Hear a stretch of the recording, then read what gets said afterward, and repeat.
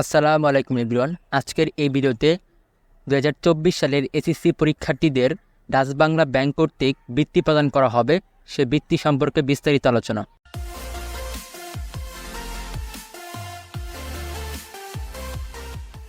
SSC 2024 সালের শিক্ষার্থীদের জন্য একটি বড় সুখবর নিয়ে আসলাম।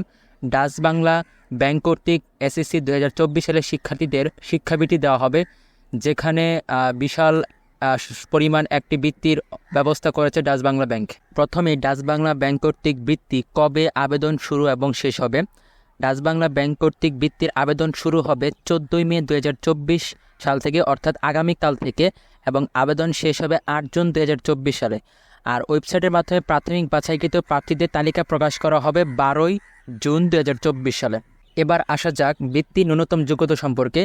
বৃত্তি ন্যূনতম যোগ্যতা হিসেবে ডাচ বাংলা ব্যাংক যে বিষয়টি জানিয়েছে সেটা হচ্ছে এসএসসি 2024 সালের শিক্ষার্থীদের সিটি কর্পোরেশন এলাকা এবং শিক্ষা প্রতিষ্ঠান থেকে চতুর্থ বিষয় ব্যতীত জিপিএ 5 পেতে হবে, এবং জেলা শহর এলাকার অন্তর্ভুক্ত স্কুলগুলোতেও একই রিকোয়ারমেন্ট, অর্থাৎ জিপিএ 5 পেতে হবে চতুর্থ বিষয় বাদে ব্যতীত সকল গ্রুপের জন্য।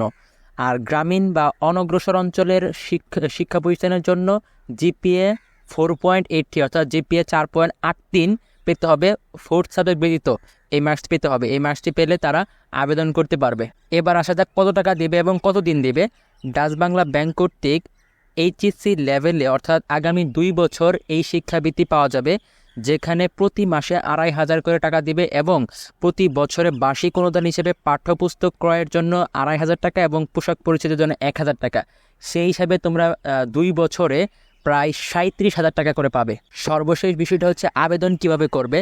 আবেদন সম্পূর্ণ অনলাইনের মাধ্যমে করতে হবে। এখানে একটি ওয়েবসাইটের লিঙ্ক দেওয়া আছে। এই লিঙ্কটি আমি প্রয়োজনে ডিসক্রিপশনে দিয়ে দিব, সেইখান থেকে ক্লিক করে তোমরা আবেদন করতে পারো অনলাইনে বসে। এখানে আরও কিছু নির্দেশনা আছে যে আবেদন করার জন্য কী কী বিষয় লাগবে, যেমন আবেদনকারীর পাসপোর্ট সাইজের রঙিন ছবি স্ক্যান করতে হবে, স্ক্যান করে ওই ছবিটা দিতে হবে। এরপর আবেদনকারীর পিতামাতার পাসপোর্ট সাইজের রঙিন ছবি স্ক্যান কপি, এবং সর্বশেষ এসএসসি ও সমান পরীক্ষার নাম্বারপত্র এবং প্রশংসাপত্রের স্ক্যান কপি। অর্থাৎ তোমরা যে অনলাইনে যে নাম্বারপত্র দিয়েছি সেই নাম্বারপত্রটা স্ক্যান করে তোমরা দিয়ে দিবা, এবং স্কুল থেকে একটা প্রশংসাপত্র যদি নিতে পারো সেক্ষেত্রে সেটাও দিয়ে দিবা। এভাবে তোমরা অনলাইনে ঘরে বসেই এই আবেদনটি করতে পারবা। এখানে আরও কিছু নির্দেশনা দেওয়া আছে, সেটা তোমরা জেনে রাখা ভালো। যেমন যে সকল ছাত্রছাত্রী সরকারি বৃত্তি ব্যতীত অন্য কোনো বেসরকারি প্রতিষ্ঠান থেকে বৃত্তি বর্তমানে পাচ্ছে তাদেরকে এই বৃত্তি দেওয়া হবে না।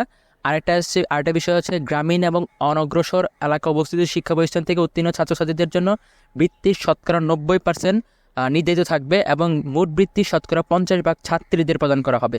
অর্থাৎ মূলত এটা গ্রামীণ এবং অনগ্রসরদের জন্য প্রায় 90% বরাদ্দ করা হয়েছে, আর 10% হচ্ছে শহরাঞ্চলগুলো শিক্ষার্থীদের জন্য বরাদ্দ করা হয়েছে।